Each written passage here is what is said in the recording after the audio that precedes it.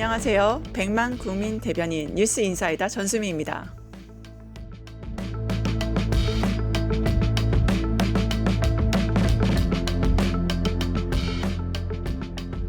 여러분, 어제 법정 정말 난리가 났습니다. 그냥 말이 아닙니다. 폭탄이 터졌죠. 곽종근 전 특전사령관이 말했습니다. 윤석열, 한동훈을 잡아와라. 총으로 쏴서라도 죽이겠다. 이 말이 믿기십니까? 그게 작년 국군의 날 만찬 자리에서 나온 말입니다. 윤석열은 어제 법정에서 이렇게 말했습니다. 계란말이 굽고 베이컨 구웠다. 그런 얘기 없었다? 정말 웃깁니다. 계란말이 하면서 내란을 모의한 사람 바로 윤석열입니다. 곽종근 참지 않았습니다. 그렇게 말씀하시니 이제 진실을 말하겠다. 그리고 터뜨렸습니다. 윤석열은 정치인 이름을 나열하며 잡아와라. 총으로 쏴서라도 죽이겠다. 이렇게 말했다죠. 그 명단에 누가 있었느냐? 이재명, 조국, 우원식, 김민석, 그리고 한동훈. 계엄 이후에 사살 대상이었습니다. 여러분, 이게 나라입니까? 아니죠? 광기입니다. 진짜 완전 미친 겁니다. 윤석열은 군을 방탄에 쓰고 정적을 죽이려 했습니다. 그건 대통령이 아니라 내란의 주범, 헌법을 찢어버린 역사의 반역자입니다. 지기현 판사, 지금 듣고 있습니까? 이거 장난이 아닙니다. 국가의 운명이 걸린 일이에요. 웃지 마세요. 좀 제대로 하세요. 대한민국 모든 국민이 다 보고 있습니다. 윤석열, 당신의 총구는 어둠을 쐈습니다. 하지만 우리 국민, 빛으로 맞섰죠. 총은 순간이지만 진실은 영원합니다. 그리고 이제 진실이 이길 겁니다. 수미사이다. 오늘은 윤석열의 총살 정치, 법정에서 터뜨리다 였습니다.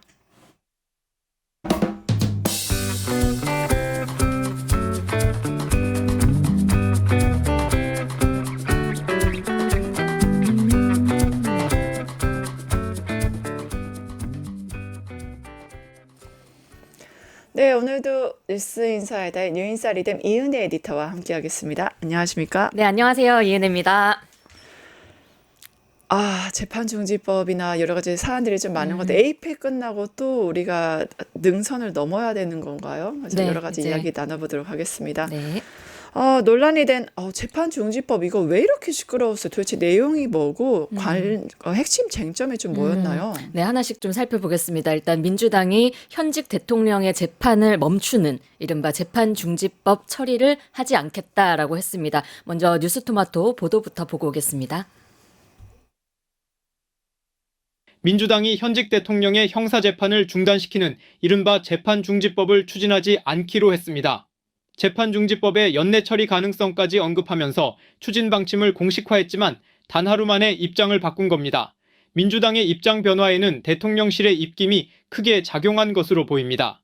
강훈식 대통령 비서실장은 용산 대통령실 브리핑에서 민주당의 사법개혁 처리 대상에서 재판중지법을 제외해 줄 것을 요청했다고 밝혔습니다. 그러면서 대통령을 정쟁의 중심에 끌어들이지 말길 바란다고 전했습니다. 사실상 여론의 역풍을 우려한 대통령실에 의해 재판중지법 추진이 중단된 겁니다. 민주당 내 강경파 의원들을 중심으로 추진된 재판중지법은 대통령실의 강력한 요청에 결국 자동 폐기 수순을 밟게 됐습니다. 뉴스토마토 박주용입니다. 사실 더불어민주당 이 법 굉장히 강력하게 추진했었잖아요. 네, 맞습니다. 그 추진하던 흐름을 좀 살펴보겠습니다. 일단 대통령 재판중지법 말 그대로 피고인이 대통령에 당선된 경우에는 재임 기간 동안 형사재판 중지하도록 한다라는 형사소송법 개정안입니다. 최근에 사법개혁에 대해서 좀 반발도 있고 저항도 있고 또 국민의힘이 계속해서 이재명 대통령 재판 재개해야 된다라고 공세를 강화하는 와중에 민주당 내에서 그 필요성이 강화되었습니다. 더불어민주당 박수현 대변인 불과 지난 일요일인데요. 기자간담회에서 대통령 재판중지법을 국정안정법으로 명명하겠다라면서 이 법의 논의가 지도부 차원에서 다뤄질 가능성 그리고 이달 말 정기국회에서 처리될 가능성이 모두 열려 있다라고 공언을 했습니다. 그리고 이어서 어제 아침에 최고위원회 회의가 있었는데요. 여기에서도 재판중지법, 그 국정안전법을 처리하겠다라는 의지를 굳건하게 모두가 좀 밝혔습니다.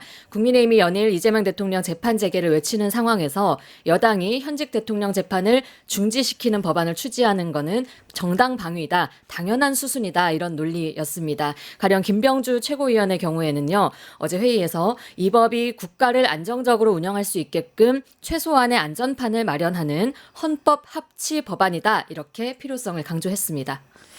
네, 이게 국민의힘 쪽에서는 이 재판중지법과 계엄이 뭐가 다르냐 굉장히 신랄한 비판을 했거든요. 이게 내부에서 철회 사유가 분명히 있었을 것 같아요. 네, 이달 안에 법안을 처리하겠다라고 공언한 지 24시간 만에 없던 일로 돼버린 데에는 당연히 뭔가가 이유가 있었겠죠. 그리고 이렇게도 말했습니다. 원인 제공이 국민의힘에 있었다는 사실을 명확하게 하고 싶었던 것뿐이지 추진하겠다는 의지를 강하게 한 적은 없다. 이렇게 대변인이 말을 했습니다. 사실상 좀 발뺌하는 모양새까지 보여버린 겁니다. 당연히 왜 철회했냐 궁금할 수밖에 없는데 기자들이 왜 그러신 겁니까? 라고 물었더니 박수현 대변인이 이 문제를 지도부 차원에서 논의해봐야 할 거 아닌가라는 자연스러운 과정이 있었고 논의 결과 아펙과 관세 협상 성과를 국민께 보고하는 데 집중하는 게 좋겠다라는 의견이 많아서 그냥 그렇게 결정하게 된 거고 우리가 대통령실에 결정 뒤에 통보를 했고 그쪽에서 수용을 했다라고 말했습니다. 그래서 이제 기자들이 혹시 대통령실에서 뭔가 추진하지 말라는 메시지가 있었던 거 아니냐라고 물었는데요. 여기에 대해서는 대통령실이 어떤 입장을 사전에 밝힌 바가 없고 지도부 논의 결과를 우리가 추후에 말씀드렸을 뿐이다라고 이야기했습니다. 그런데 이렇게 급작스럽게 입장이 변화하다 보니까 당내에서도 비판의 목소리가 터져 나왔습니다. 경주 에이펙의 성공이 불필요한 정쟁으로 소진될 뻔했다. 오락가락한 대응 과정이 세련되지 않았다. 이런 불만 소리도 있었습니다. 네, 심지어 한동훈 같은 경우는 이 국정안전법을 이재명 재판중지법이라고 폄하를 하면서 신랄한 공격을 좀 했습니다. 그러니까 이거에 대한 작동 기제가 이렇게 움직이고 멈추게 된 게 결국에는 대통령실의 의중 명심이 반영됐다고 봐야 될까요? 네, 사실 아까 토마토 보도에도 나왔는데요. 강훈식 비서실장이 직접 민주당의 사법개혁 처리 대상에서 재판중지법을 제외해 줄 것을 요청했다라고 밝혔습니다. 심지어 대통령을 정쟁의 중심에 끌어들지 말길 바란다라는 말까지 덧붙였습니다. 강훈식 실장 목소리로 직접 들어보겠습니다. 재판중지법과 관련해서 대통령실의 입장을 말씀드립니다. 헌법 84조에 따라 현직 대통령에 대한 형사재판이 중지된다는 것이 다수 헌법학자의 견해입니다. 헌법재판소도 같은 취지로 해석을 내린 바 있습니다. 헌법상 당연히 중단되는 것이니 입법이 필요하지 않고 만약 법원이 헌법에 위반해서 종전의 중단 선언을 뒤집어 재개하면 그때 위헌 심판 제기와 더불어 입법해도 늦지 않다고 판단합니다. 그래서 당의 사법개혁안 처리 대상에서 재판중지법을 제외해달라고 요청하였습니다. 대통령을 정쟁의 중심에 끌어넣지 않아주시기를 당부드립니다. 이상입니다. 질문 있으면 받겠습니다. 네, 사실 이 타이밍에 에이펙 끝나고 너무 분위기 좋은데 이 타이밍에 좀 과유불급 아니냐 이런 분위기가 좀 느껴지긴 합니다. 네, 강훈식 실장의 좀 굳은 표정에서도 그 심기가 약간 느껴지는 것 같습니다. 사실 대통령을 정쟁에 끌어들이지 말라 이 말은 다시 바꿔 말하면 민주당이 지금 대통령을 정쟁에 끌어들이고 있다라고도 해석할 수 있는 거잖아요.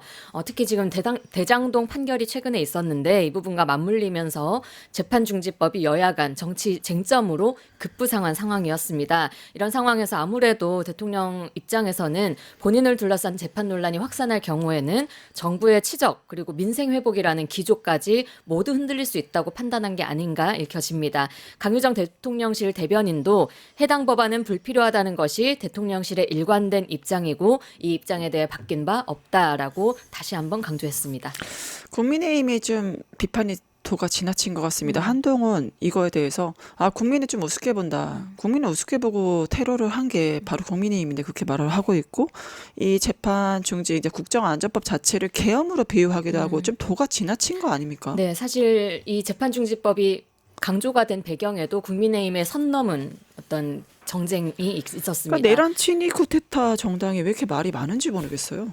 최근에 대장동 사건 판결이 있었습니다. 1심 법원이 김만배와 유동규에게 유죄를 선고했죠. 여기에 이제 국민의힘이 이재명 대통령을 끌고 들어와서 재판을 재개해야 된다라고 강하게 압박하는 상황입니다. 그런데 1심 판결문을 보면요. 그 어디에도 대통령의 배임 혐의가 드러나 있지 않습니다. 그리고 헌법 84조 명확히 대통령의 불소추 특권을 규정하고 있는데 국민의힘이 이런 헌법조차 무시한 채 지금 때를 쓰고 정쟁을 이어가고 있긴 합니다. 그래서 이제 추진을 좀 하게 된 게 아닌가, 민주당 편을 좀 들어본다면 그런 생각도 들었고요. 이번에 민주당에서 재판중지법 추진 안 하겠다라고 했는데도 거기에다 대고도 못 믿겠다, 아예 법안을 폐기해라라고 또 다시 공격을 하고 있는 상황입니다. 니들이 그러니까 이렇게 된 거 아니냐라고 한마디 붙이고 싶었습니다. 네, 누가 누구를 뭐라고 할 자격이 있는지 솔직히 잘 모르겠습니다. 하지만 우리는 또 빛나는 역사를 만들고 있잖아요. 좋은 소식이 또 있습니다. 코스피, 그다음에 삼전, SK하이닉스 관련해서 뭐가 빵빵빵 터졌다고 하네요. 네, 아주 빵빵 터졌습니다. 어제가 에이펙 이후에 첫 번째 주식 거래가 열린 날입니다. 개장 직후부터 코스피가 급등을 하더니 점심 무렵에 이미 4,200선을 돌파를 했습니다. 지난주에 4,000선 돌파하고 일주일 만에 또다시 역대 최고치를 깨트린 겁니다. 결국에 2.78% 올라서요. 4,221로 장을 마감했는데요. 지난 4월 이후 7개월 만에 가장 큰 폭으로 오른 거라고 합니다. 역시나 그 반도체 관련 주식이 좀 강세를 많이 보였습니다. 젠슨 우리 황 사장, 한국 기업과의 협력을 강조하면서 이런 영향을 미친 게 아니냐라고 보여집니다. 그래서 젠슨 랠리라는 말까지 나오고 있습니다. 그리고 이번에 또 눈여겨볼 게 그간 국장에서 주식을 팔아왔던 개인 투자자들이 대거 매수 행렬에 합류를 했다는 점입니다. 그래서 개인들의 매수세가 전체적으로 시장의 분위기를 주도하고 있다라는 분석도 나오고 있고요. 이런 상황에서 뭐 상법 개정안이라든지 국내 정책이 또 다른 동력을 끌어온다면 코스피 5천 시대 머지않아 열릴 거다라는 전망도 나오고 있습니다. 네, 말씀하신 대로 뭐 AI 깐부 회동부터 시작해서 한미, 그다음에 한중 여러 가지 정상회담을 통한 불확실성을 없애고 외교에서 성과가 있었기 때문일까요? 바로 이제 에이펙 이후에 대통령의 국정 지지 수익률도 올랐다고 하죠. 네, 코스피도 오르고 지지율도 오르고 아주 좋습니다. 이재명 대통령의 국정 수행 지지율 53% 기록했다는 여론조사 결과가 어제 나왔습니다. 그 내용 뉴스토마토 보도로 보겠습니다. 네. 이재명 대통령의 국정수행 지지율이 3주 만에 반등했습니다. 에이펙을 비롯한 외교 행사의 성과가 긍정적인 영향을 미친 것으로 풀이됩니다. 리얼미터가 에너지경제신문 의뢰로 지난달 27일부터 31일까지 전국 18살 이상 2,517명을 대상으로 조사한 결과 이 대통령의 국정수행을 긍정적으로 평가한 응답자는 53%로 나타났습니다. 전주 조사 대비 1.8%포인트 오른 수치인데요. 하락세를 이어가던 지지율이 3주 만에 상승 전환했습니다.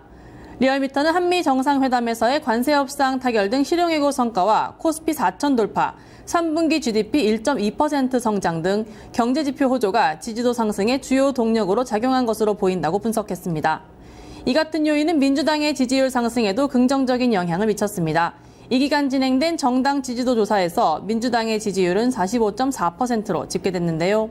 마찬가지로 3주 만에 반등했습니다. 결국에는 국익 중심의 실용 외교, 에이펙 효과, 이재명 효과를 톡톡히 본 게 아닌가 싶긴 합니다. 또 시정연설 어떤 예산 관련해서 뭐가 있다고 하네요. 네, 오늘 시정연설 예상되어 있습니다. 정상회의에서 외교 성과 거둔 만큼 앞으로는 좀 내치를 꼼꼼히 챙기고 내실을 다지는데 집중할 때입니다. 이재명 대통령 오늘 내년도 정부 예산안 설명을 위한 시정연설 있습니다.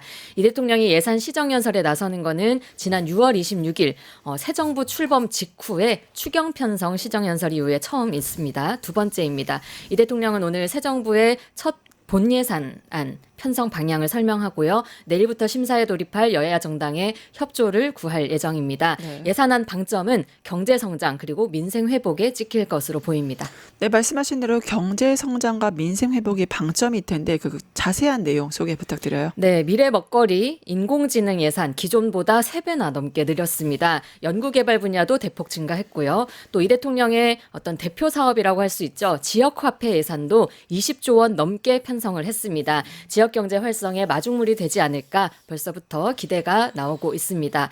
이 대통령은 시정연설에 앞서서 에이펙 성과도 소개할 전망인데요. 관세 협상 타결 그리고 한중 관계 복원 등을 언급할 걸로 보입니다.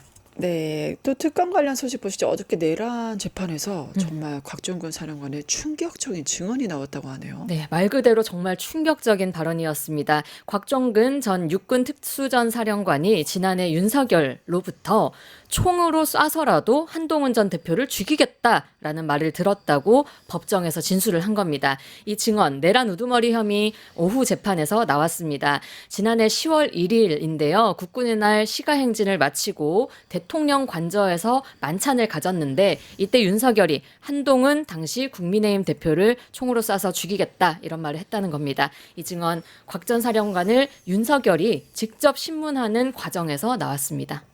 한동훈을 총 쏴서 죽이겠다. 듣기만 해도 너무 충격적인데 이게 처음 나온 발언이잖아요. 자세한 앞뒤 정황 좀 소개해 주세요. 네네. 우선 곽 전 사령관은 그간 윤석열이 군 수뇌부 등 어떤 소수 인원만 모인 만찬 자리에서 비상대권을 언급했다라고 주장을 계속 해왔습니다. 특히 지난해 국군의 날이었던 10월 1일 윤석열, 김용현 등이 함께 모여서 비상대권 관련 이야기를 나눴다라고도 여러 차례 진술한 바 있습니다. 그걸 어제도 마찬가지로 이야기를 했는데요. 윤석열이 여기에다 대고 그날은 국군의 날이고 군인들의 생일이라서 시국 이야기를 할 상황이 아니었다. 우리 소주 맥주 폭탄주를 마신 상황인데 그렇게 얘기를 했겠냐라고 곽 전 사령관에게 물어본 겁니다. 즉 진술의 신빙성을 공격하는 취지의 질문을 윤석열이 던진 거죠. 그러자 곽 전 사령관 저는 그날 김치를 안주로 가져온 것까지 기억하고 있다라면서 대통령께서 그런 말만 안 하셨어도 안 하려고 했던 말인데 검찰에서도 차마 안 했던 말을 하겠다. 라면서 아까 그 이야기를 한 겁니다. 윤석열이 한 전 대표와 일부 정치인을 호명하며 잡아오라고 했고 그러면 당신이 총으로 쏴서라도 죽이겠다라고 말했다는 겁니다. 네, 진술이 굉장히 저 개인적 변호사로 보면은 구체적이에요. 진술이 구체적이면은 신빙성 이게 말이 맞다 믿을 수밖에 없다 법정 판단이 있을 수밖에 없는데 윤석열도 그걸 안 걸까요? 그냥 웃음으로 무마하려고 했던 것 같아요. 네, 뭔가 탁 막혔나 보다 싶었습니다. 네, 핵폭탄이 날아오니까 네. 막혔을 것 같긴 해요. 웃기만 하고 추가 질문을 하지 않았습니다. 윤석열 측 변호사는 그동안 왜 조사하면서 발언하지 않았는지 이해가 안 간다라고 물었고요. 여기에 대해서는 곽 전 사령관이 일부러 안 했다라고 답을 했습니다. 그리고 이후에 변호인단 모두 처음 듣는 이야기고 윤석열은 그런 발언을 한 적 없다라는 성명을 발표했고요. 내란특검 팀도 검찰 수사 단계에서 나오지 않았던 진술이다 보니 진위 여부 파악해서 대응하겠다라고 밝혔습니다. 네, 어저께 피고인석에 앉은 권성동의 모습도 봤다죠. 네, 맞습니다. 어제 오전에 권성동 의원이 정치자금법 위반 혐의 첫 번째 재판에 출석을 했습니다. 권 의원은 특검제도 도입 이후에 현역 의원으로는 최초로 구속 상태에서 재판을 받고 있는데요. 재판부가 법정 촬영을 허가하면서 지난 9월 구속된 뒤 처음으로 그 모습이 공개가 됐습니다. 재판에 출석한 권성동 의원 모습 한번 보겠습니다. 네.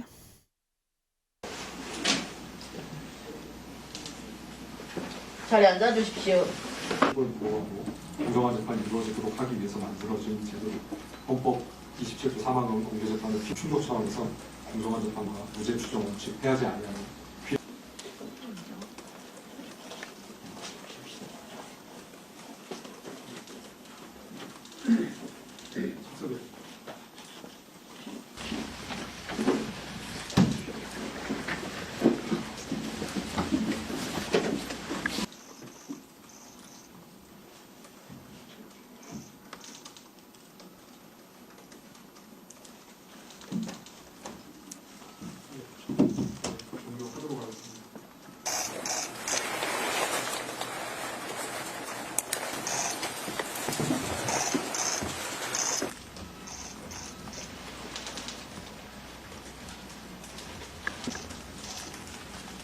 철수 준비해주시고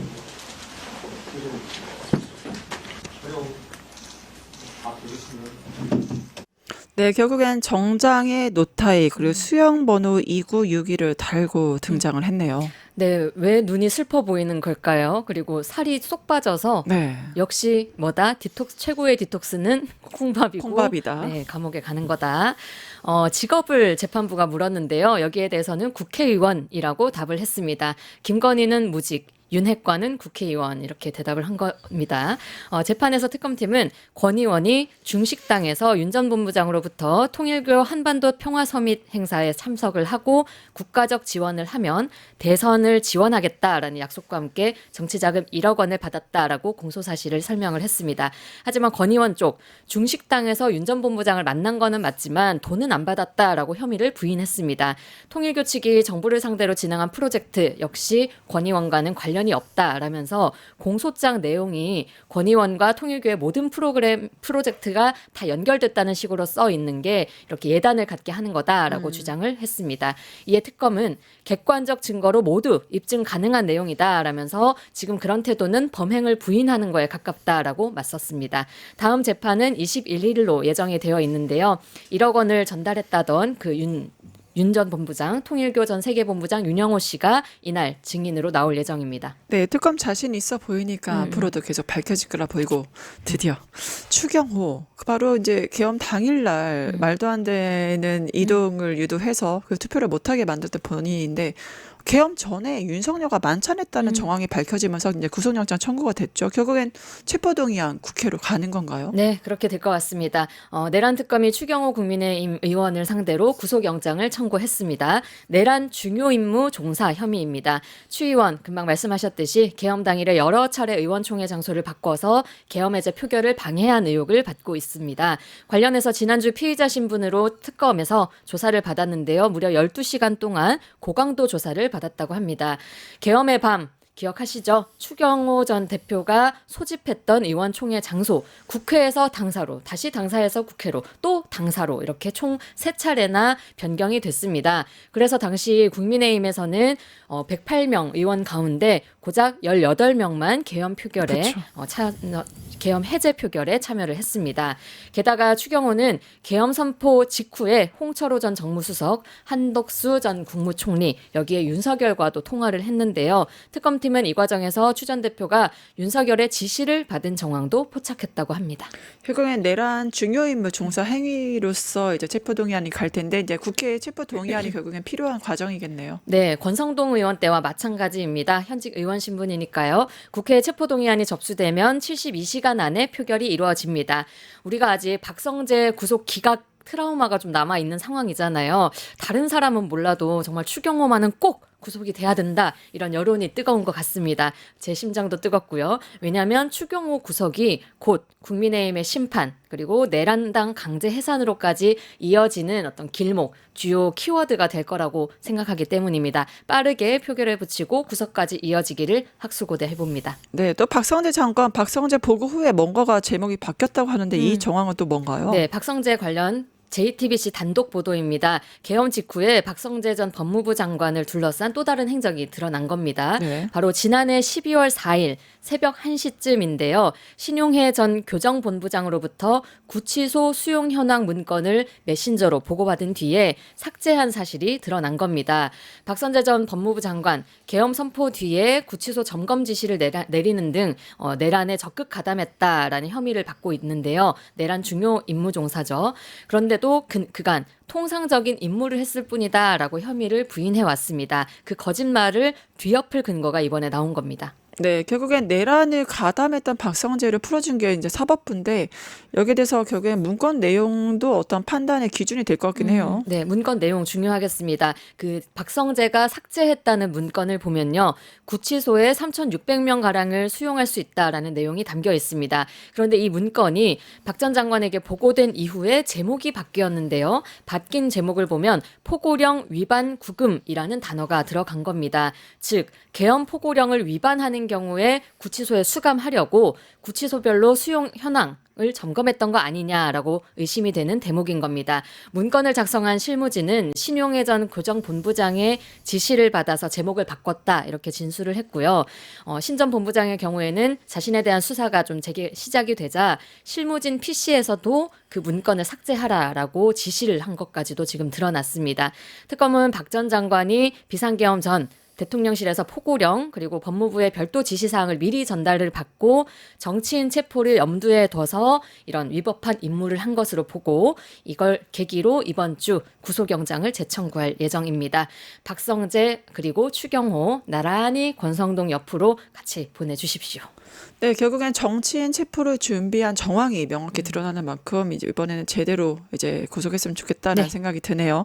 특감 소식도 있죠. 김건희 또 오빠와 모친 관련 뭐가 있는 것 같습니다. 네, 김건희 특검팀이 양평 공흥지구 특혜 의혹 관련해서 오늘 모친 최은순, 오빠 김진우 소환 조사 예정입니다. 이 내용은 뉴스토마토 보도로 보겠습니다. 김건희 특검팀은 김건희 일가의 양평 공흥지구 특혜 의혹과 관련해 오는 4일 김건희 씨의 모친 최은순 씨와 오빠 김진우 씨를 소환 조사할 예정입니다. 두 사람 모두 공흥지구 개발 인허가 과정에서 핵심 당사자로 지목되어 온 인물들입니다. 특검은 두 사람을 특정범죄가중처벌법상 국고손실 등의 혐의로 피의자 신분으로 조사할 예정입니다. 두 사람 모두 현재까지 불출석 의사를 밝히지 않아 조사가 예정대로 이뤄질 것으로 전망됩니다. 김진우 씨는 이번이 특검 세 번째 출석이지만 공흥지구 의혹과 관련한 조사는 처음입니다. 특검이 의심하는 핵심은 김건희 씨 가족 회사인 ESIND가 공흥지구 개발 과정에서 특혜를 받았다는 점입니다.